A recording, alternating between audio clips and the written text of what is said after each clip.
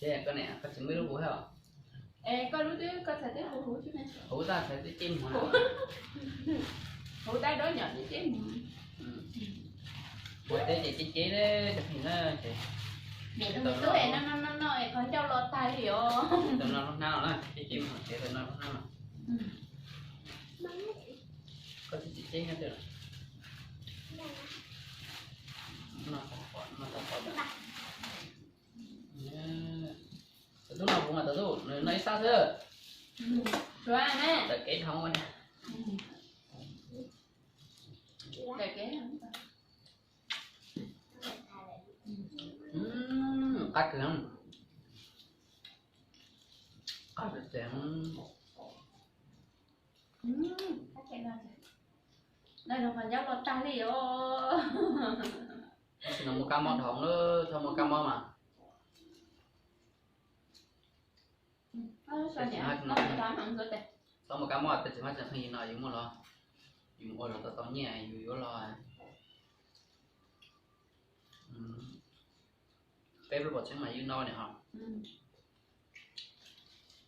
Mua cái món sợ mua xong rồi bấm nhẹ nhé. Chị ơi rồi hết chị dòng cắt kia. nữa.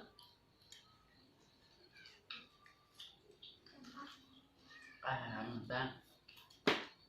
Nhà chứ chỉ là chỉ cam mọt thì tôi cũng của nó. Nhà tôi nó all lúc luôn nó là tốt.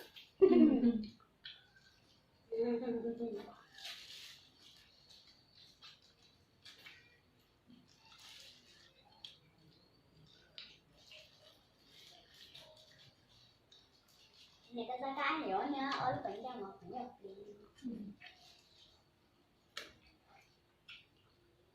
Nó nó bé đẩy về cũng bệnh rồi. Rồi nóng. Nó kìa mấy, nó kìa chưa con. Nó kìa chưa con má, nó kìa. Được.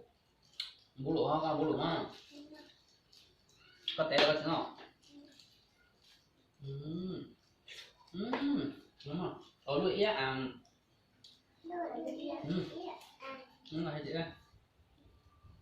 Cái nó gọi à? Té. Tất cả ma, tất cả nó là gì á? Tất cả con mà nè.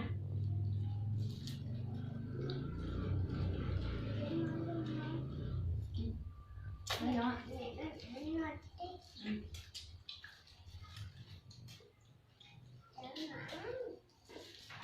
Sao mình tham bạc?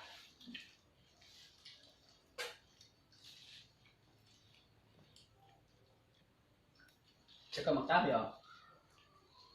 Nó cái luôn nó mà.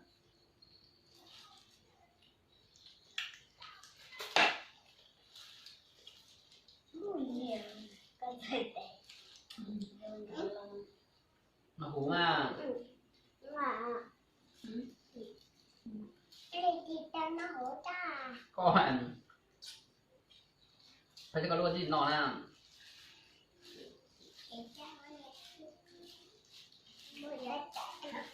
Nó có tèo không? Đâu có đem mày. Mấy cái bắn nó tham bạc hay là gì đẹp? Phải có một con đường nọ. Thế sao còn một con này? Đây không rồi đấy. Mai ra để hai cái con tệ. Nếu con để hai lắm rồi.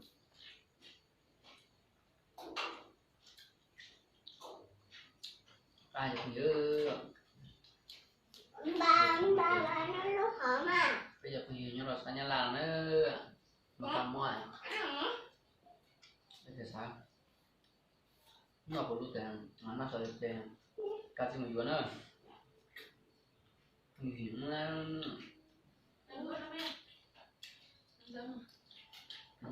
nó suy nhẹ mà. Xin lỗi cho Phương Hiếu này. Mà xin đi đùa.